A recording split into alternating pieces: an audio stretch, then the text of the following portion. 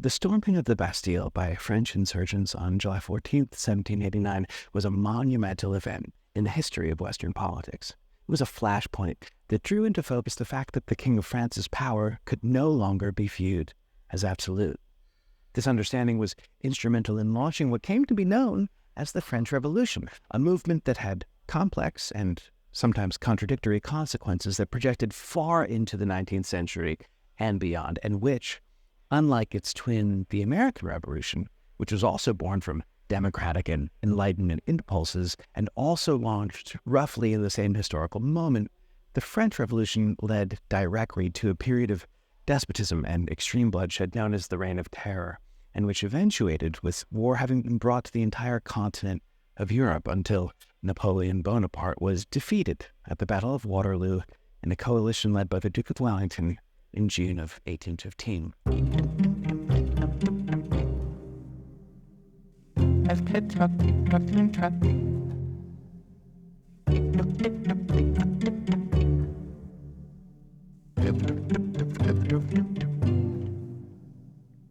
Today, we'll read 4 excerpts from literary works that contend with this important moment, the storming of the Bastille, and the proto-romantic idealism that helped spawn it, as well as its implications for literary and cultural history over the next century.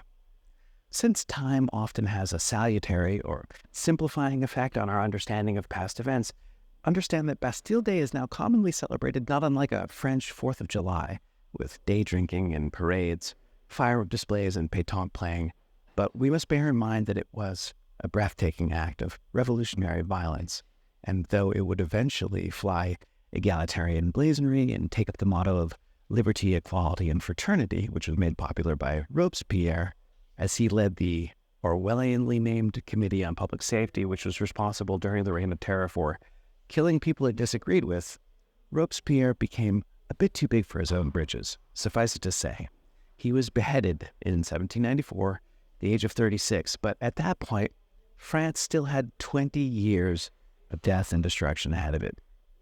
The road to hell, as Saint Bernard de Clairvaux might have said, is paved with good intentions. Enjoy these readings, friends.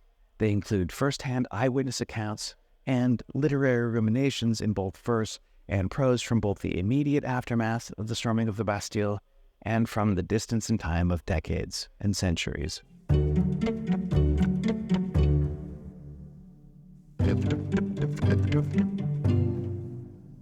Place de la Bastille, Paris, by Dante Gabriel Rossetti. How dear the sky has been above this place, small treasures of the sky that we see here, seen weak through prison bars from year to year, eyed with a painful prayer upon God's grace to save, and tears which stayed along the face lifted at sunset. Yea, how passing dear those nights when through the bars a wind left clear the heaven, and moonlight soothed the limpid space. So was it, till one night the secret kept, safe in low vault and stealthy corridor, was blown abroad on gospel tongues of flame. O ways of God, mysterious evermore! How many on this spot have cursed and wept that all might stand here now and own thy name.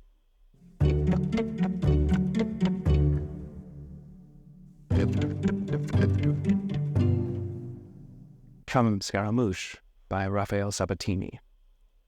Thus empowered, the people went to work with such good effect that within 36 hours, 60,000 pikes had been forged. At 9 o'clock on Tuesday morning, 30,000 men were before the Invalides. By 11 o'clock, they had ravished it of its store of arms, amounting to some 30,000 muskets, whilst others had seized the arsenal and possessed themselves of powder. Thus they prepared to resist the attack that from 7 points was to be launched that evening upon the city, but Paris did not wait for the attack. It took the initiative. Mad with enthusiasm, it conceived the insane project of taking that terrible, menacing fortress, the Bastille. And what is more, it succeeded, as you know, before 5 o'clock that night, aided in the enterprise by the French guards with cannon.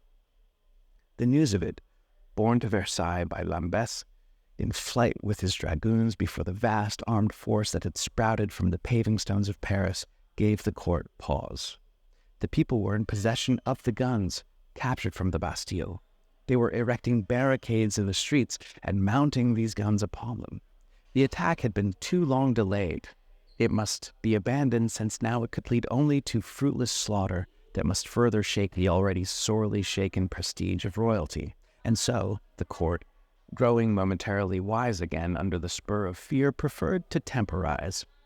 Necker should be brought back, yet once again the three orders should sit united as the National Assembly demanded. It was the completest surrender of force to force, the only argument. The king went alone to inform the National Assembly of the 11th hour resolve, to the great comfort of its members, who viewed with pain and alarm the dreadful state of things in Paris. No force but the force of reason and argument was their watchword, and it was so to continue for 2 years yet, with a patience and fortitude in the face of ceaseless provocation to which insufficient justice has been done.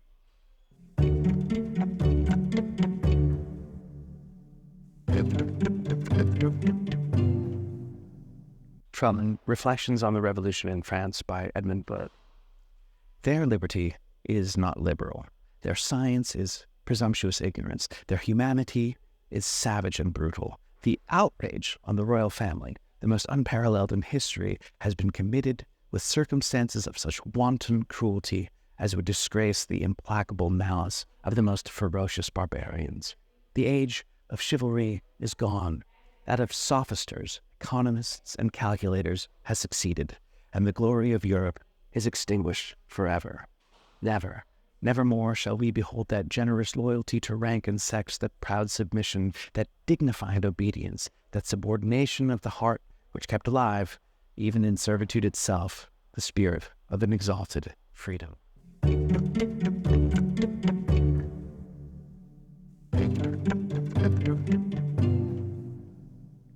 Queverceau's eyewitness account of the storming of the Bastille. Veteran armies, inured to war, have never performed greater prodigies of valor than this leaderless multitude of persons belonging to every class, workmen of all trades, who, mostly ill-equipped and unused to arms, boldly affronted the fire from the ramparts, and seemed to mock the thunderbolts the enemy hurled at them. Their guns were equally well served. Cholat, the owner of a wine shop, who was in charge of cannon installed in the garden of the arsenal, was deservedly praised, as was Georges, a gunner who arrived from Brest that same morning and was wounded in the thigh. The attackers, having demolished the first drawbridge and brought their guns into position against the second, could not fail to capture the fort. The Marquis de Launay, governor of the Bastille, could doubtless have resisted the capture of the first bridge more vigorously. But this base agent of the despots, better fitted to be a jailer than the military commander of a fortress, lost his head as soon as he saw himself hemmed in by the enraged people, and hastened to take refuge behind his massive bastions. The people, infuriated by the treachery of the governor, who had fired upon their representatives, took these offers of peace for another trap, and continued to advance, firing as they went up to the drawbridge leading to the interior of the fort. A Swiss officer, addressing the attackers through a sort of loophole near the drawbridge, asked permission to leave the fort with the honors of war. "No, no," they cried. He then passed through the same opening a piece of paper which those outside could not read because of the distance, calling out at the same time he was willing to surrender, if they promised not to massacre his troops. The French guards, who kept their heads in the hour of danger, formed a human barrier on the other side of the bridge to prevent the crowd of attackers from getting onto it. This prudent maneuver saved the lives of thousands of persons who would have fallen into the fosse. About 2 minutes later, one of the Invalides opened the gate behind the drawbridge and asked what we wanted. "The surrender of the Bastille," was the answer, on which he let us in. The Invalides were drawn up in line on the right and the Swiss on the left. They had stood up their arms against the wall. They clapped their hands and cried "Bravo" to the besiegers, who came crowding into the fortress. Those who came in first treated the conquered enemy humanely, and embraced the staff officers to show there was no ill feeling. But a few soldiers posted on the platforms and, unaware that the fortress had surrendered, discharged their muskets, whereupon the people transported with rage, threw themselves on the Invalides and used them with the utmost violence. One of them was massacred. In the intoxication of victory, the unfortunate inmates of the dungeons of the Bastille had been forgotten. All the keys had been carried off in triumph, and it was necessary to force the doors of the cells. 7 prisoners were found and brought to the Palais Royal. These poor fellows were in transports of pleasure and could scarcely realize they were not the dupes of a dream soon to be dispelled. But soon they perceived the dripping head of their tormentor stuck upon the point of a pike, above which was a placard bearing the words, "Delaunay, governor of the Bastille, disloyal and treacherous enemy of the people." At this sight, tears of joy flowed from their eyes, and they raised their hands to the skies to bless their first moments of liberty. The keys were handed to Monsieur Brissot de Volville, who, a few years before, had been thrown into these caverns of despotism. 3,000 men were sent to guard these hated towers, pending the issue of a decree ordering their destruction in accordance with the will of the people.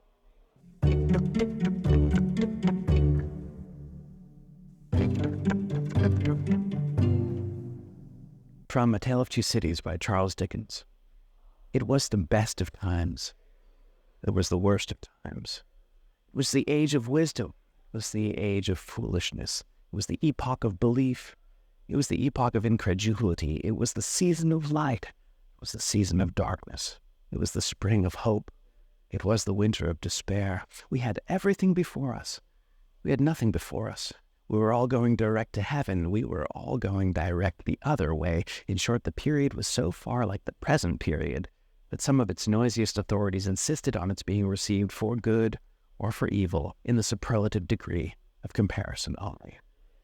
Remember, dear reader, if you're going to revolutionize, do so thoughtfully. Do the reading first and exercise all manner of diplomatic and discursive channels, and take on your challenges nonviolently when possible. The best in our tradition. Always have. Thanks for watching.